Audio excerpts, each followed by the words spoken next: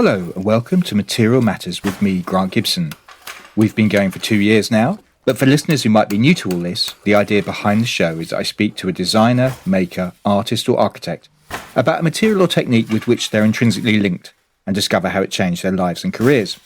In the days before the virus, we'd visit our guests in their studios or workshops, but for now we're making do with the internet instead. Today I'm delighted to talk to Yinka Ilori. The designer started his practice from his parents' back garden in 2011, after receiving a £3,000 loan from the Prince's Trust. He made his name initially by creating a string of chairs that were notable for their strong use of colour that came from his Nigerian heritage and a profound sense of narrative. The pieces were often based on stories of old school friends and parables his parents told him as a child. However, after creating his eponymous studio in 2017, the scale of his work started to change. Happy Street is a permanent installation in a Battersea underpass, for instance, while the Colour Palace, a timber pavilion inspired by markets in Lagos, was installed in the grounds of the Dulwich Picture Gallery in 2019. More recently, his public art installation at London's Blackfriars in support of the NHS brought joy at a moment when it was desperately needed. Written in bright pink letters, it said simply, "Better days are coming, I promise." According to architect Sir David Adjaye, he is a designer with an artist's sensibility. He's looking at the world through a very particular lens, adding for good measure that his furniture transcends just function and product and acts as a device for cultural memory. Yinka was awarded an MBE in last month's New Year's Honours List. Yinka, are you there? I'm here. Thank you for that wonderful introduction. Thank you. That's all right. Was it all right? It's great. It's lovely. Thank you. Reasonably accurate. That's great. Oh, good. You've had quite a lockdown. You've launched a new homeware collection, did an installation at Blackfriars in Southwark, which we just discussed.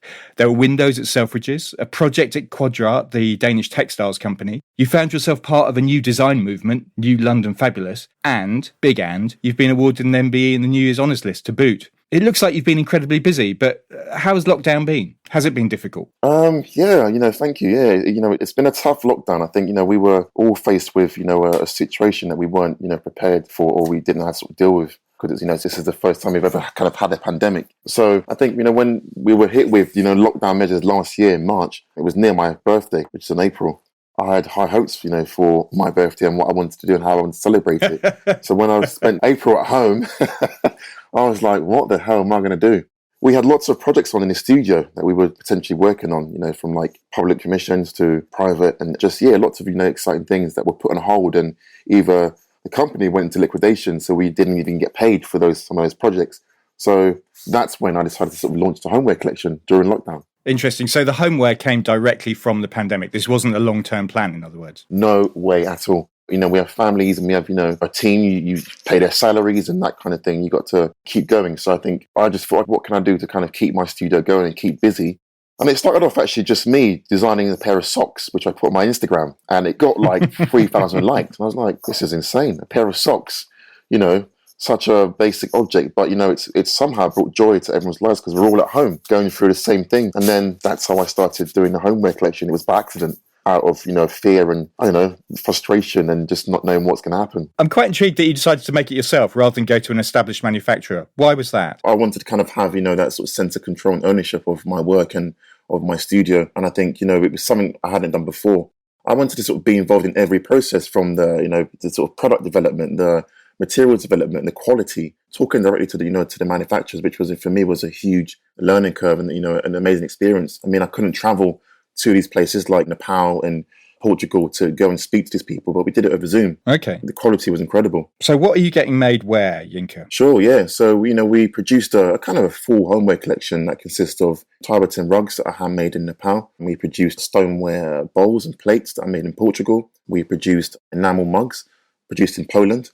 The socks were produced in the UK. The trays were produced in Belgium.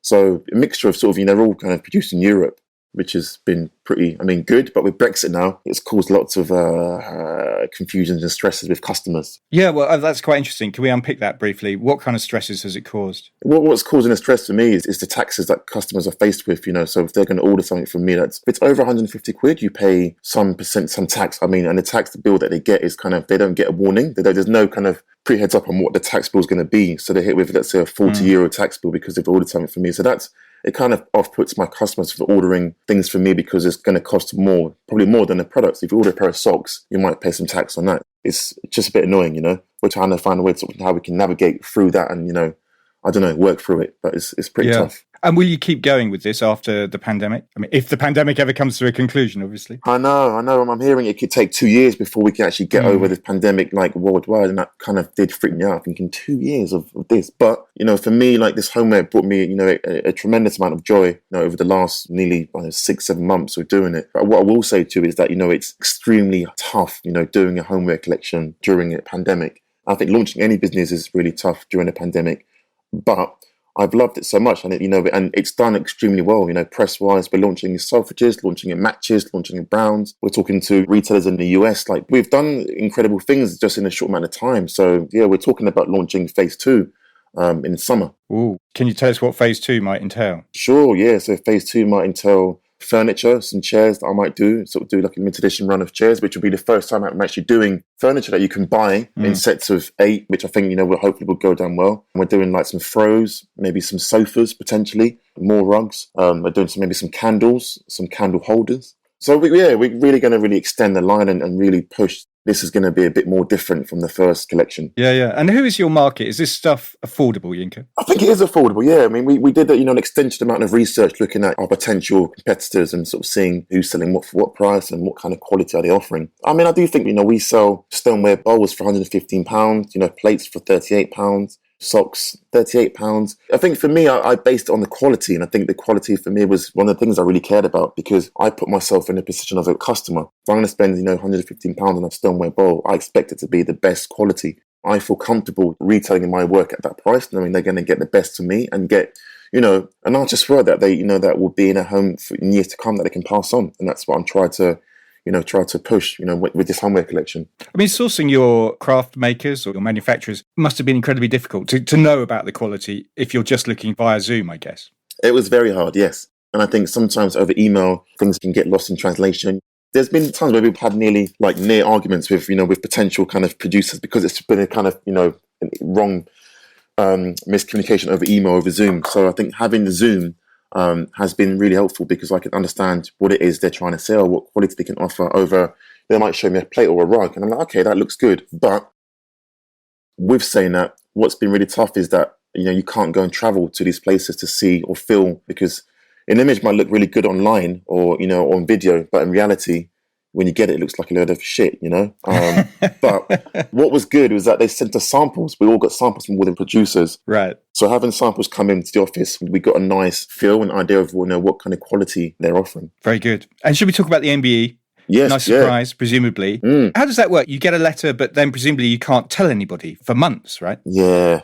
It's so weird, yeah, because, I'm so tight with my family and friends as well. So we're a very open family. So I got the email, actually. This is actually a true story. I got an email from, Your Royal Highness. So I can't remember what the email said anyway. It was someone from the House of Parliament anyway. They said, is this Yinka speaking? I said, yeah, this is me. And then they said to me, can you confirm this is you? I was like, yeah, confirm it. It's my email. It's my personal email. So then I called up to say, what's up? Have I done something wrong? Have I not paid my taxes? I was like, what have I done? Because you get this email and you're like, this is weird because, they're not responding to you. They're taking about a week to get back to you. Am I in trouble? So I called up and said, what's happening? They said, don't worry, you're fine. It's good news. Don't panic. Someone will be in touch with you in the next few weeks. And I got the email and I was like, bloody hell, an MBE. This is insane. This can't be true. And they said, yeah, you can't tell no one. You've got to keep it confidential until the day it gets announced. I think on the 31st of December is when they announced it, or 1st of Jan. That was the moment I told my mum and dad and told everyone, all my loved ones and stuff. And yeah, it was quite a emotional moment, I think, especially for my family as well, just because of kind of, no one expects their child to get an MBE. Yeah, so it's quite a special moment for me and for the family. Yeah, my dad got one and it is a special moment, actually. It's a genuinely a joyful moment. When do you get to pick it up? I don't know, because it's COVID is just, killing things. But hopefully I get to go to, Buckingham Palace and get it. But I don't know when. I think they said they'll be in touch with us in the next few months, so fingers crossed that soon. Could do with a makeover, Buckingham Palace, Yinka. I think there's a job for you there, mate. Okay. I'd love to. if anyone's listening, then yeah, I'll be up for the job. Yeah. And the new London Fabulous was Adam Nathaniel Furman, who's been on this show, who coined the expression in an interview with DZine earlier in the year. Had you considered yourself part of a group before, I wonder? Did you feel co-opted into this? Yeah, I think, again, Adam Nathaniel is an incredible artist, and, I've seen him a few times in events or exhibitions or award ceremonies. So yeah, an artist who I think doing amazing things. But when this new London Fabulous sort of, movement came about, I came across it on the zine, exactly, for the first time. And I wasn't aware of it. I didn't know there was a movement. But I mean, nice to be part of a movement. But yeah, I think what he's saying is correct. I think we're in a time now where we all want colour and we want joy in our lives, and I think, I do think I'm part of that movement. And that is what I do. I try to bring work that is very celebratory of one's cultures or spaces, or trying to give people a sense of belonging. And I think that's the things I really care about within my work, because it's something I think, that I had growing up in North London, where I grew up, a sense of belonging and feeling part of a community. So to be part of a movement, I think, it's great. I mean, there are similarities between you and Adam beyond the use of colour, I think. I mean, as you've alluded to, there's a sense of inclusion in what you both do. Adam talks about queer aesthetics, and much of your work is a tribute to your Nigerian heritage. I'm quite intrigued because Adam wrote recently in an article, he was writing about British architecture, but for a profession that likes to congratulate itself about how well-meaning it is and sees itself as liberal, diverse, open and progressive, British architecture has a serious problem with diversity of pretty much every kind. He went on to add, even those from different backgrounds, orientations and ethnicities that do manage to break into the profession, even when they manage to rise up the ranks within practices, they're forced to make a Faustian pact with the Janus-faced, this outwardly liberal, inwardly oppressive and exclusionary world of architecture in which they are ostensibly welcomed, on the implicit understanding that they leave their singularity and uniqueness at the door. I mean, are those sentiments that you recognise in the design world, but you're also getting involved in architecture now as well, right? I mean, what Adam said is spot on. I think that's a very powerful statement. I think they're all valid points. And I think I can only talk from my experiences. When I started out designing furniture and got into the kind of design industry, I always felt I had to sort of change the way I designed or change my design language to fit into a certain kind of criteria or feel like this is how I might be accepted. And I think it took me, I think it was 2015 where I sort of produced my own exhibition. I wrote my own press release and exhibit. I did, a show with this concept store called The Shop at Bluebird in Chelsea, and put on my own show. And I was like, you know what? I'm going to stop trying to, conform and be accepted and just celebrate who I am, my British Nigerian, because there isn't anything within design that is celebrating that. No one's doing it. I feel sometimes the kind of design industry and architecture can be quite stale, too samey. The same architects are sort of getting commissions, or designers, or or the same people getting the same press. And I understand what it means. When you get to a certain point, you sort of leave, you're at the door, and you've got to kind of change or feel like you've got to fit in. And I think that's something I definitely found difficult when I started my own studio. Now I've got a voice, and now I can really celebrate what I care about. It's kind of given other people who have similar backgrounds to me the kind of encouragement or the support or strength to kind of speak their truth or really celebrate their identity and sort of what they want to say within architecture, what they want to say within design or fashion. But yeah, what he's saying is totally spot on.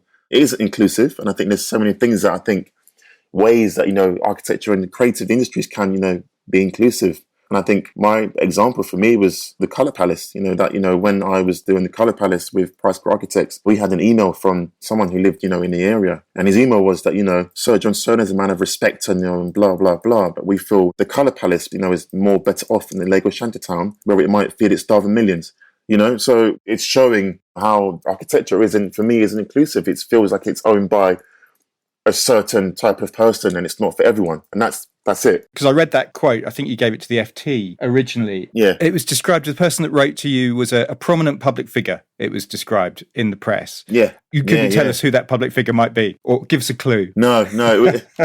It was an MP. I think at the time we didn't want to kind of give that person any. Oh, it was an MP, right? Okay. Any energy or any spotlight, because we didn't want it. We didn't want to detract from what the goal was, which was trying to create a space that is inclusive, that celebrates culture. That's what it was about. But for me, what I found really powerful about that is that it's really crazy that people feel that they feel a space is just for them, or, they feel like that's theirs, or no one else can kind of come to that space because it doesn't share their values or ideas, and then that's not what London's about. I can go to any place in London, South London or North London, and feel like I belong here, So that was mad that, a space or a temporary structure made him feel uncomfortable and rattled him.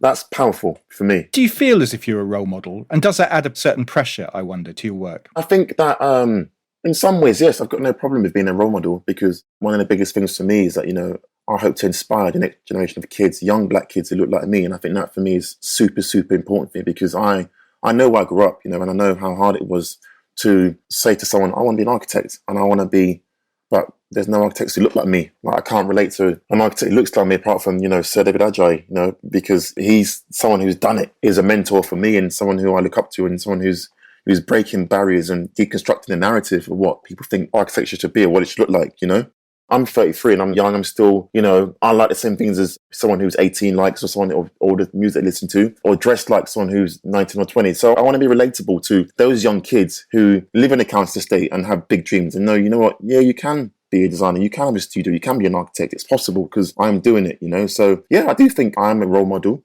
And yeah, I've got no problem with that at all. Just reeling back on some of our conversation a little bit. Sure. I mean, I remember seeing your student work. You did a piece for Lynn Rose when you were at university, which was a product that was meant to fit into their portfolio. And I also saw a piece that you showed when you graduated at the New Designers.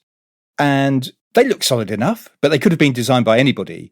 So was it difficult to find your voice and to do the kind of work that you're doing now? Totally. It's really interesting you said that, actually, because I'm working on a project with a kind of agency at the moment. So basically what I was looking through was looking at my old sketches, which were done, like maybe 14 years ago, and looking at my sketches now. And those sketches there, you can kind of see I'm trying to use hints of colour in my work, which is trying to give you an insight into kind of my life and sort of, my culture and what happens, when I get out of my house, what happens when I'm in my house, and trying to give you an insight into my kind of cultural background and heritage. But for me, I always felt when I was designing that London Metropolitan, I felt I didn't really have a DNA. There was you couldn't say this is Yinka's work, because back then we were referencing artists or designers I had no link or connection with. It was like Picasso, it was, I don't know, the Vitra Design Museum, it was artists like Francis Bacon. I mean, I couldn't relate to them. I mean, I respected their work, but I couldn't see myself in their work. So I always felt like I had to kind of emulate or design to kind of fit into Lina Rose or fit into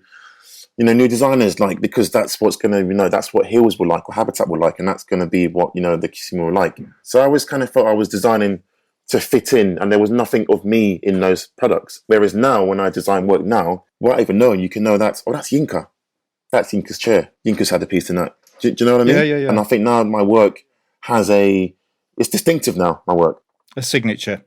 I mean, it's a brave thing to do, though, to take that step, to find that voice, right? It is. And I think it came from a place of frustration and just sort of being annoyed that I couldn't see anyone else that was doing work that I wanted to see in these spaces and telling stories that I could connect with. And I felt that, every year that I went to, I went to London Design Festival or went to a trade show, it was the same stuff I saw every year. There was nothing different. I couldn't connect with the furniture, or I couldn't connect with the installations or the designers. That's what it was. And I think consumers now, and I think, people who love art or architecture, I think we want more than something that looks pretty. We want to connect with it. We want to be able to sort of see ourselves in it. We want to take something away from that installation or that moment. We want to create memories. And I think for me, I wasn't able to create memories within my old work, apart from remember how hard it was designing that wardrobe, that I had to design 3 wardrobes. And it was awful. Do you know what I mean? Yes, because that was New Designers. The wardrobe was the New Designers piece, right? That's what it was, yeah. Yeah, but with the work, I can tell you, by looking in my office now, I can tell you every narrative of every chair that design and the year and who it's about, because it's personal and people will connect with it on a different personal level as well. And I think for me, that's important. It's just like looking at a photo of your family 10 years ago. I can remember what I wore and what music was played, how I felt, because, a picture says 1,000 words, and that's what my work does. It tries to say 1,000 words. Initially, you made your reputation designing or hacking, really, chairs that you found. I mean, the subject of chairs and why designers are obsessed with them has come up quite a few times on this podcast over the last couple of years. I mean, quite often when I ask people, it's to do with the relationship to the body. Architects like doing them because compared to buildings, they're quite quick projects to get done. There's a satisfaction in seeing a piece of work complete.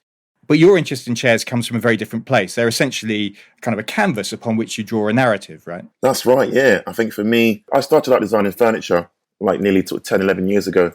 And I think it started off for me actually being quite a shy designer. I was really shy when I started designing, I think it was 2011, because we had people who were mature students, some who were, my age, and I hated having critics, I hated presenting my work. So yeah, I started sort of collecting furniture around London, especially around North London, and that came from a place where I was just very shy about kind of discussing my work. And I think for me, using those chairs was a kind of creative output for me, where I could sort of talk about my kind of personal experiences and people that I cared about. So what I would do is I would spend maybe like I don't know, I remember living in Angel and I took the bus 73 or the bus 43 or the bus 38, and then like around like Holloway and Upper Street in Angel, or going to West London. And on the way back, I would always see a chair. I don't know how or where, just see a chair. And then I would get off the bus, pick it up, take it home, put it in my bedroom because my kitchen was so full with my stuff anyway. And my room just became this kind of, like chair den of just chairs that I collected over the years. What I was doing was taking it to the studio and then trying to, talk about Nigerian parables that I grew up with, that were about love or, like not being jealous of people, or about loving people, or about, respect and those kind of themes. So what I wanted to try and do is bringing in these narratives into the everyday objects that we see, but kind of use a chair as a form of my identity, as an extension of me, within this piece that is kind of talking about personal issues and personal values that I really care about, and experiences that I've experienced with people or loved ones. So what I would try and do is kind of create these objects that are not functional but sculptural, leave it in a public space like an exhibition that I might have, been involved in, and then walk away from it. And it's always been quite nice to kind of see people's reactions to my chairs. And one of the things that they do is that people always smile when they see my work. And that's the first thing I want to try and do is get a smile from you that you don't even know you're doing it. You're just kind of smiling. And I think that's really powerful, because it's really powerful that an object can make you react in a way that you're not in control of, because you're not thinking about it. You're just doing it. And I think a lot of design objects or architectural spaces don't do that, don't invoke that feeling of happiness or joy. You know what I mean? And I think for me, like, that was the first time I really understood the power of color and storytelling within design and what emotion it evokes from that person that's experiencing your work. So yeah, that's how it started. It started up as a canvas for me to celebrate my culture and celebrate people that I grew up with, during my teens and adult life. Yeah. There's a nice quote from you where you say, I kind of see chairs as people. Yeah. Can we take maybe a person that you talked about and how that manifested itself in a chair? Sure, yeah. So there was a piece that I did a couple of years ago, I think it was in 2015, called A Trapped Star, which has been acquired by the Brighton Museum, I think in 2015. And that piece in particular is actually, if you look at it, there's a kid's chair and a big chair, a sort of captain's chair, what you kind of find in pubs. And what I've done with that chair is I've kind of combined those two chairs together. So if you look at it closely, you can see this small chair which has been attached on top of the captain's chair. And the reason why it's called a Trapped Star was because there was two brothers that I grew up with, St. Aloysius, and they don't know who they are, the brothers. Could be any brothers. So if you are listening, I'm not going to say who they are. The younger brother, who was in my year, was extremely talented. One was a good football player. Two was also, good at music. And three, just good in all lessons, like maths, English, science, and maths. He was just so intelligent. But, his older brother, who was, a year above us, was extremely disruptive, was selling drugs and, was just not doing things that were positive. And what was really sad was that, you have friends or people where you feel like this person's actually really intelligent. If only you knew his full potential. And if someone told him, listen, you're really intelligent, you've got a bright future ahead of you, you don't need to do all that stuff. Just forget about it. It's not for you. But, you end up sometimes following your brother's footsteps and going down the wrong path. And that's what happened to him. He went and followed his brother's footpath and ended up, selling drugs and going to jail, to kind of, and which I don't judge anyone who has to kind of, needs to kind of get by. But, if someone's super intelligent, you don't need to go down that route. And, I've seen lots of friends, do that because they want to be like their brother and live that lifestyle. But in the long run, it doesn't serve you, It was about that, that particular person. What I always try and do is I always try to find the beauty in that situation or people, because I think there's beauty in all of us, believe it or not. Maybe not Donald Trump, but I think we all do have beauty in all of us. Right. Even his kids love him. Do you know what I mean? And that's it. So I think that's with everything that I do, there's always a kind of narrative behind it, but there's always a beautiful sort of sentiment and story that comes out of it that I will try and share with you. Whether you can experience it through a smile, that's fine. Or if you want to go deeper and discuss the narrative and break down a parable, then yeah, I'm open to do that. Yeah. I think, like a number of people, I first came across your pieces when you were working with the Restoration Project, which is a charity in East London that brings people together in difficult circumstances to restore furniture. And the immediate thing that struck me, obviously, was your use of colour. Can we talk a bit about your relationship with colour and where that comes from and how you use it? Yeah, I think my relationship with colour comes from my upbringing, my family. And I think one of the things to me that I've always respected and loved about my family was they've been here for like nearly sort of 36 years. They sort of left Nigeria, moved to the UK. I wanted to sort of give us a a different upbringing, a different life, different opportunities. And, I think for someone to kind of be so selfless and give up everything because they want to give, their unborn children, a different perspective, a sort of different life, I think is incredible. And something I don't think I can do. I don't think I could leave the country and start again and leave my family, my friends. It's tough, it sounds mad, but they did it. And so did some of their friends as well.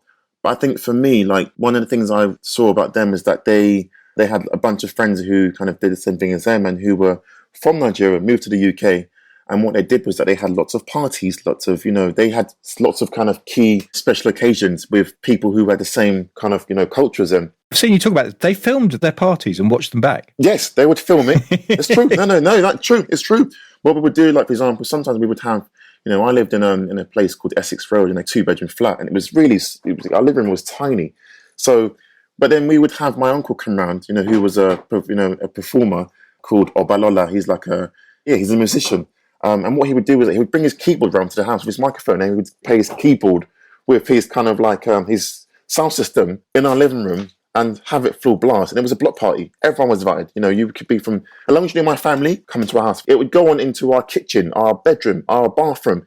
Everyone filled all the spaces because it was such an inclusive, party that you were all invited. So for me, what I remember about this party was what my friends and parents wore to these parties. It was colourful Swiss voiles from, Dubai, from Switzerland, gold, 24 karat gold, 18 karat gold from Dubai. So it was this kind of showcase of, of one of culture, but also showcase kind of show who has the most money. But then also it gave them a sense of belonging. It gave them this kind of family community, so they didn't really feel like they were missing home. And that's, for me, what was really special about those parties and why colour is such a big part of my practice, because I can remember key moments that I experienced as a kid and still relive them through my work and through public spaces. Your father was a manager at B&Q, I think. Yeah. Your mum, there's various professions that are mentioned in her various clippings. She was either a professional cook, she worked in a shop, or she was a hairdresser. Or was she all three? Yep. All three. She was, okay, let me tell you. So my dad, when he's in Nigeria, he works in printing. Right. And then he was also into marketing as well. And my mum worked in hospitality in a hotel in Nigeria. So when she left Nigeria and came to London, all Nigerians, they are hustlers. They are hard-working people who, are very ambitious people. And I think that is something I sometimes find hard, is that I'm sometimes too ambitious and sometimes put pressure on myself to kind of do so many different things. And I think that comes from my mum and dad. And sometimes I'm like, I shouldn't have that kind of pressure of ambitions sometimes because it's sometimes too much. But my mum, yes, she was a hairdresser, went to, study hairdressing, and she had people come around to the house and she would, do your hair. And that was her job. She also got her diploma in food hygiene. She's got a certificate in that. So she was also a caterer. And I remember actually when my mum was pregnant with my brother, my mum left her job. I think she was working in retail at the time. Left her job. And then my mum and dad decided to open up a supermarket in Bullspawn Road called Star Supermarket. So I was quite a popular kid when I was growing up. I was in primary school because I had a sweet shop. And all my mates came to my sweet shop after school and would congregate in my mum's shop, and they would get Snickers and Twix and whatever because it was my shop. So, yeah, they did so many different things because they wanted to just be successful and, give, I don't know, just sort of show us that hard work, is important. Yeah. Did they ever talk to you about what it was like coming over here to begin with? I'm old enough to remember the late 70s and early 80s, and there were riots in Brixton in 81. You get periodic flourishes of fascism in this country, and there's one during that period. It's incredible to think now, but our leading tennis player at the time was a character called Buster Mottram, who expressed sympathy for the National Front. Economically, we were in the doldrums. It wasn't a happy place. I wonder, did they ever talk about how they found it when they arrived? Wow. Yeah, that's a good question, actually, because it's something that my parents had never spoke to me about before. Maybe they speak about it briefly, but never to an extent where I was quite emotional when my mum told me, what one of the things she experienced out of so many. And I think we discussed it when it was, during sort of BLM last year and George Floyd. And it was basically when my mum was pregnant with my older brother and they had seen this flat online they were going to go and view. And it was in Stoke Newington. So they went down to Stoke Newington with my dad and my mum and my brother, who was at the time in my mum's womb. And they got to the door and they said, oh, sorry, no blacks allowed. We're not, we can't accommodate black people. And when she told me, I cried because I thought, bloody hell, you've come to this country you've left home and you think this is going to be a loving place, it's going to be kind people, and then you're here and you're like, whoa, it's not actually what it seems, like there's actually a problem here. And you're pregnant with, with your unborn child, and you've got, you're trying to find somewhere to stay, and you've been told you can't come in because of the colour of your skin. It's crazy, and yeah, really broke my heart. So yeah, we sometimes do talk about those, talk about those tough times and things that they experience. But one thing they've always said to us, you've always got to work 10 times harder. And I think what they've always tried to do is never let that get us down, or never let that be a obstacle for us, because they've always said to us, you're hardworking people, and, you're talented, and, just keep working hard, and, your time will come. So they've never really made us feel like we should be angry, or we should, seek revenge, or no, never that, never. It's always just been like, the thing about me is that I grew up in a really loving household. So for me, I didn't really care about what's happening outside. I think for me, like, all I cared about was just having my parents' love and affection and care. And that's all I cared about. I didn't care about, because my parents' opinion is that's the one that matters. I don't care about other people's opinions. That's the biggest thing for me, is knowing that I've got my parents' unconditional love. And that's what's got me through everything, if I'm honest with you. You said once in a talk you were jealous of your parents. Why was that? Yeah, jealous. Yeah, it's true. And I think the reason why I was jealous, because, they've always kind of given us so much insight into kind of their upbringing, their culture, and what it's like to be, like Nigerian and fully Nigerian. Yes, they're British, so they have a British passport, but they haven't got to worry about having two cultures. They're born in Nigeria, so there's no kind of like division, or not division more, but more like understanding like what it's like to kind of grow up in Nigeria and understand like that kind of yearning of wanting to go back home, because they want to go back home, but I don't know what it feels like to want to go back home. I know like it's sunny and it's great food and it's amazing, but like I'm born here, and I think when you have such strong memories of a place that you've known your whole life, and you want to kind of get into your parents and understand, like unpick their memories and understand what it was like when you were sitting with your dad, or my granddad. Like, I don't get a chance to sort of meet my granddad. I never met him before. And all I've got is images of him, you know what I mean? So there's so many things like that, like for me, are quite tough. Or my grandmother, I only met her twice. And people who live here, are born here, get, they can say grandmother down the road. But I things that I missed out on. Like, I want to have a nice link with my grandparents or cousins. I don't have that. So there is that element of like jealousies and like, oh, I wish you guys didn't have to, like feel like you got to kind of, you're in between kind of two cultures or choose. Because for me, when I grew up in North London, at home I was Nigerian. Inside I had Nigerian food. I spoke the language. My parents didn't speak to us in English rarely. It was in Yoruba. When I went out, I'm British. I'm English. You're all right, mate? Yeah, what's happening? And then you're at home, it's Yoruba. So that was, for me as a kid, that's quite tough, And your parents are like, yeah, you're born in the UK, but you're still Nigerian. I'm like, all right, yeah, okay, fine. You can't. So, but it's only as I got older, I was like, this is actually like really special. Like, there's people who would love to have two cultures, and now I want to celebrate those cultures and really, talk about it and discuss it in my work, because I think years ago, like, people weren't celebrating culture, like West African cultures, like in general the continent, we weren't celebrating black culture or, like black people. And I think for me, it's really important to kind of catch up on lost time, and like really celebrate it as much as I can. And that's what I'm doing now. Yeah. Your parents wanted you to be an engineer rather than a designer, and you enrolled at South Bank to study initially. You realised pretty quickly it wasn't for you. Yeah, bloody hell, that was that was really funny. Yeah, so in lots of Nigerian households, you have to be a doctor or a lawyer or an engineer or a scientist or whatever it is, anything that's like really academic or that's going to bring pride to the family. And yeah, I decided that I didn't want to be a civil engineer because I couldn't really see myself. I was really young in age, but I couldn't see myself wearing a high vis jacket and a hard hat and being surrounded by rubble and and scaffolding and being cold. And I was like, no, I don't want to do that. And then I remember actually going on to study. I was actually enrolled. I think I was on the course for like one day, and I was like, this is not for me. Like, I can't see myself doing this. And I did a course which is called Art and Design Studies in Art and Design for a year. It's BTEC, and you kind of do like everything within art and design, from like fine art, photography to product design, furniture. And I did that. Where was this? At London Metropolitan University. Okay. And I did that, and that was great. And that's when I worked out, I'm actually quite good at making furniture. And I went on to go and study a degree in product design and furniture at London Met. And it's been the best thing I've ever done, because I think if I would have gone on to have done civil engineering, I don't know if I would have been happy. But funny enough, now I get to work with civil engineers now anyway, so it's all kind of come round, full circle. So do you tell them about your 24 hours worth of experience? No, I don't want to. I don't. No, I want to keep them on my side, because they are very important people in all my projects. So when did the penny drop for you at London Met, I wonder? You were taught by Jane Etfield, I think, right? That's right. Who was big in she designed for people. She's a name that kind of has got slightly forgotten, but in the mid-90s, I agree. She made an extraordinary and revolutionary chair made out of recycled plastic. Yeah.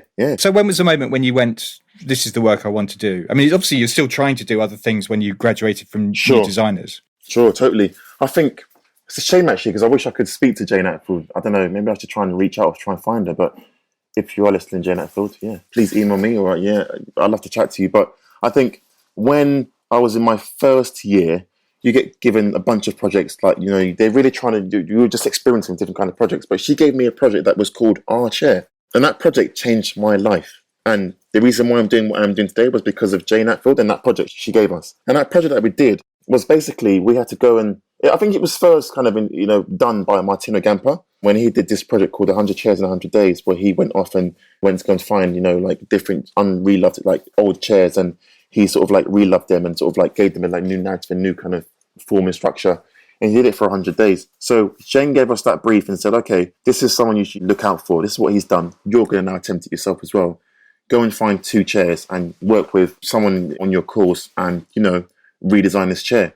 It was the best thing ever that I've ever done I think during my whole 3 years at London Metropolitan.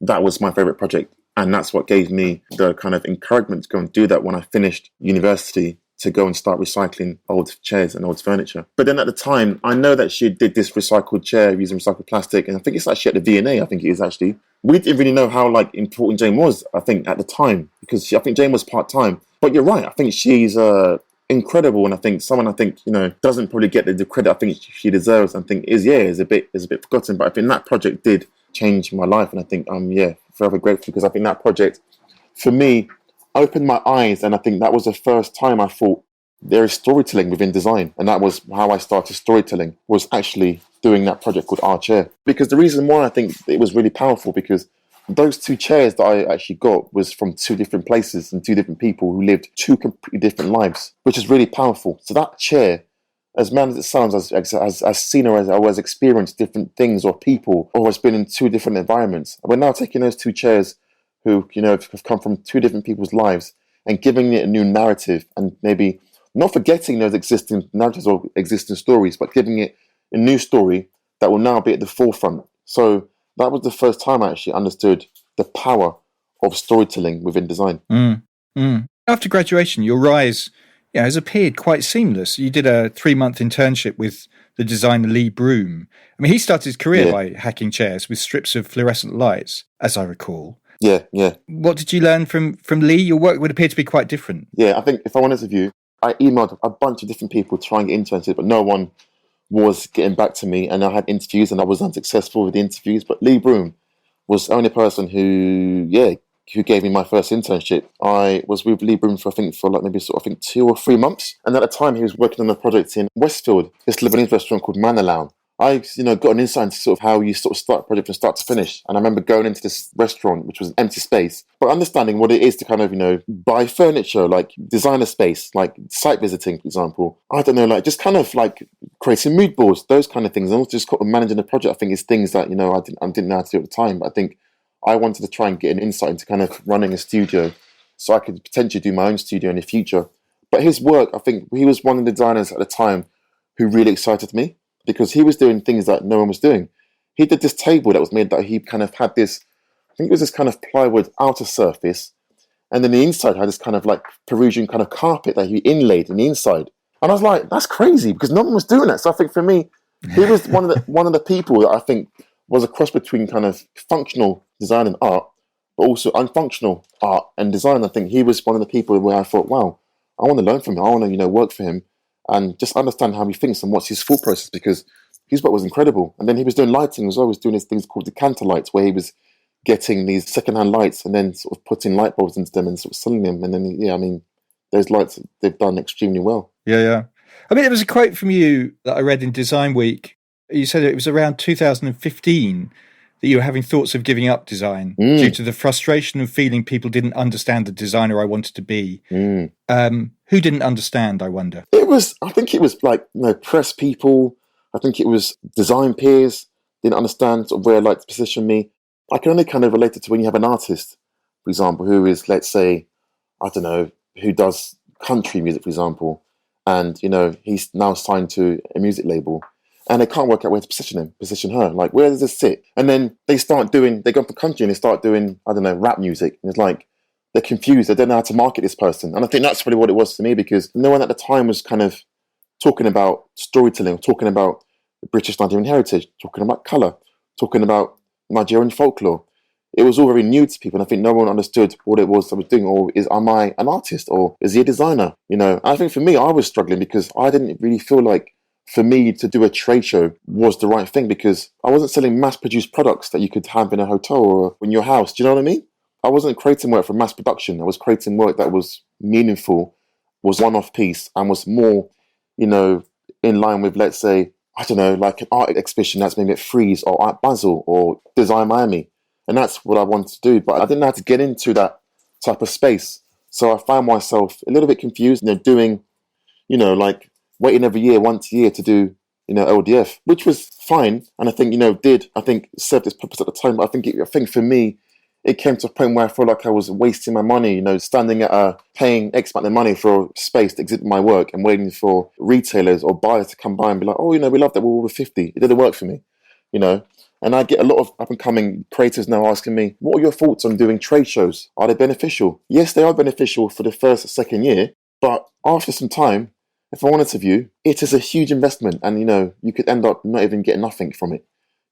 But something I knew and I was prepared to do. But I think for my advice for anyone up and coming or wanting to get into the creative industry, and you're doing, I don't know, furniture or whatever it is you're doing, do it for 1 or 2 years, but maybe it's best to kind of do your own show. If you've got the money, if you spend about £1,000 on a space that's the size of a box, just hire your own space with some mates, and write your own press release.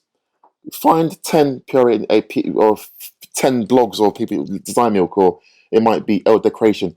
Find the people who write the press releases, email them your press release, and do it that way. That's what I recommend, and what I would advise anyone up and coming to do that. Well, we're going to have a lot of empty retail space in the next 2 years, we are. So there will be opportunities. There's absolutely no question. Is it true that you did your market research for initial designs by setting up a table on Tottenham Court Road and asking passers-by what they thought of your sketches? That's true. I did that, yeah. So it's bonkers. So at the time, before I started designing furniture, when I finished university, my dad bought me some tools from B&Q, and he was manager at the one in Leytonstone. And he bought me a table saw, a saw, chisel, set, everything. So I was making my first collection, on my sort of garden table in Archway on a sunny day, and I was also trying to apply for some funding from the Prince's Trust, and I got a loan out from them. I think it was like £3,500 to start my business. So it's, if you know about the Prince's Trust and how it works, it's like going on Dragon's Den. You write a business plan, you pitch to them, they say yes, we'll offer you the money. I got the money, which really did, help me kick off my business. So one of the things in order for me to kind of get the money was to kind of go and do some market research, and to present to the panel and say, okay, what have you done? I was like, okay, I've done some market research. I've gone to Habitat and Hills. I've gone outside there. I've got printouts of all my products with a questionnaire. And at the time, I don't know, if I wanted to, it's quite a bit ballsy actually to go outside to someone like Habitat or Hills and do that. Because I don't know if I'd do it now though. Because I'm actually, in a way, I'm a competitor, isn't it? It's like Vitra going outside, or it's like Hem or Hague going outside Habitat and trying to, do you know what I mean? Yeah, that's a bit cheeky of me. But I was a cheeky kid. But I did it. And I was asking, passers-by who were going into Habitat and Hills. So before they went into the shop, I'll be like, excuse me, can you just do this questionnaire for me? And I'm an up-and-coming designer. I want to launch these products. What are your thoughts on this table and chairs and this dining set? What do you think? And they would look at it and be like, yeah, love that, don't like that, that could be changing. And that was it, really. And that gave me an insight into kind of, what type of design I should be doing based on this feedback from the customers. So yeah, I did that. Yeah, like I think a couple of years after I finished university, I sort of spent some time outside Habitat and Hills doing some research, yeah. You set up your studio in the shape that it is now in 2017. How many people are you employing now, Yinka? You have a business, right? That's right, yeah. So I think one of the things that people get sort of confused is, I started my studio in 2011 on my own. And I think, there's so much you can do in terms of growth, and, you can't take on big projects and you can't do it on your own. You've got to get a team in. So in 2017, when I was pitching for a project in Battersea, one I've done now called Happy Street, that's when I decided to kind of grow my team and get people in to kind of help me do projects that are ambitious, but also try and do projects that I can't get with just my own. But now the studio consists of, I have an assistant stroke studio manager who's been here for a few months now. And she kind of runs the day-to-day of the studio. Yeah, helps me with, like my day-to-day emails and, my scheduling, that kind of thing. We have 3 architects, part 2s, and we're hiring for a part 3 now. We also have a graphic designer who works with us on a freelance basis, who's worked extensively on the homeware collection. And then, got my younger brother who's been in the studio helping me. He's been like the kind of he's the man doing all the kind of packing and for the homeware collection. So what is that? 6 people?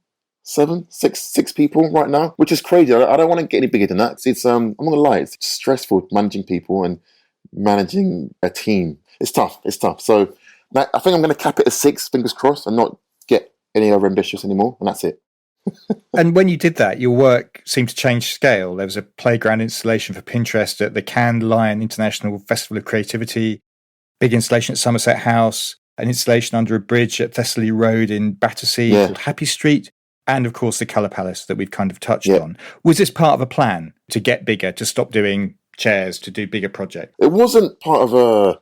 Yeah, it was actually. It was. I'm honest with you. I think I got quite bored of doing like small scale installations, and I got quite frustrated that this if I did a piece with someone or a commission, it's going to be in a gallery space, and not everyone feels comfortable going to gallery spaces because I felt that these spaces sometimes are not inclusive or don't really make people feel like, oh, I belong here, or I can go to, I don't know, let's say the V&A or the British Museum. You know what I mean? And these are places I thought I couldn't go to as a kid myself. So, and my parents had never really been to a museum. I think it was their first time going to one with me at the Dulwich Picture Gallery, if I'm honest with you. And we didn't really discuss, those kind of things at home. So that was, for me, quite a special moment that, they've been here for so long, but never felt that they could go into spaces like those, because I'm sure there'd be so many things that they could relate to, or things they might, be able to kind of be like, oh, that's interesting, or that's something, that they've seen in Nigeria. I don't know. But I think for me, it was always part of the plan to do larger scale projects. And I think having done, Thessaly Road Bridge in Battersea and doing Colour Palace in the same year was crazy, because I know I won those both the same year. And it was super exciting. I think those projects have really opened huge amounts of doors for me, because now we've got those 2 projects under our belt. And now when people come to us for more projects on larger scales, which is always part of the plan, because I've always had ambitions and goals of creating, inclusive spaces that, in communities that don't have access to art, or places that maybe might feel forgotten, and giving them something to kind of feel proud of and be like, you know what, you're coming to my estate, or you're coming to my neck of the woods, because I've got the Colour Palace, or I've got Happy Street in Battersea.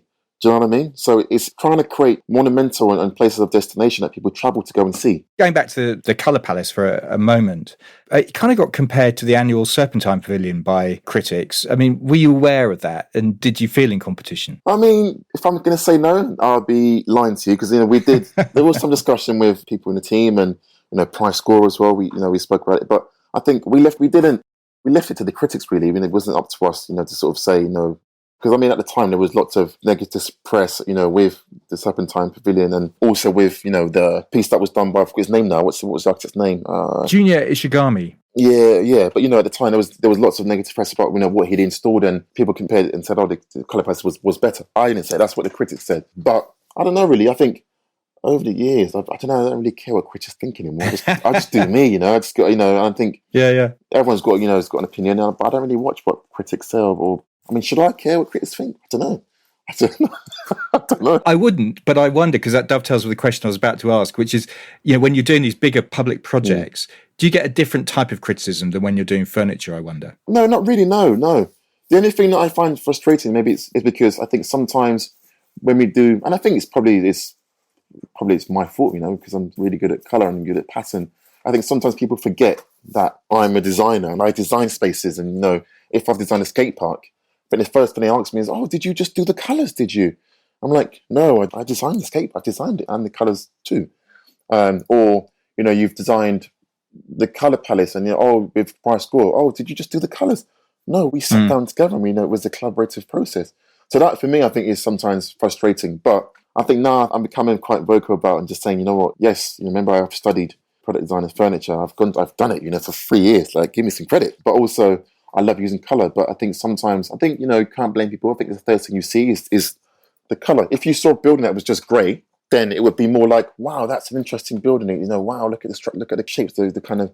But when it's the colour, that's the first thing you see. Is like, wow, this is mind blowing. And I think that's what I did set out to do. Actually, if I'm honest with you, was to kind of capture an instant response from you from how I use colour, and that's what I want to try and create. Is try to evoke an emotion that is very much unplanned and just like on the spot, like joy with glee. Like, wow, that's bonkers. That makes me happy.